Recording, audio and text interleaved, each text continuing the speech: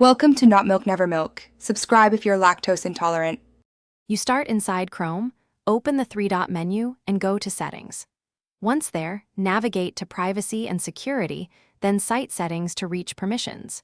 This puts you directly where notification controls live so you can act fast. Make sure to pause on notifications. It lists global and per-site rules.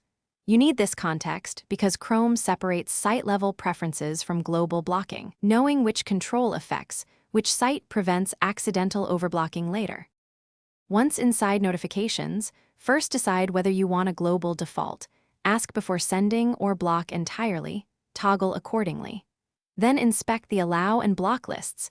Remove sites you no longer trust by clicking the three dots next to each entry. To proactively stop future pop-ups, add persistent offenders to the block list. Make sure to check both regular and incognito lists if you use private windows, because rules can differ between modes, and you might miss a source otherwise. To finish, restart Chrome and visit a site that previously showed pop-ups to confirm changes took effect. This verifies your settings. If notifications persist, clear that site's cookies and site data. Lingering permissions can remain. Once done, make sure extensions aren't re-enabling alerts. Disable suspect extensions temporarily.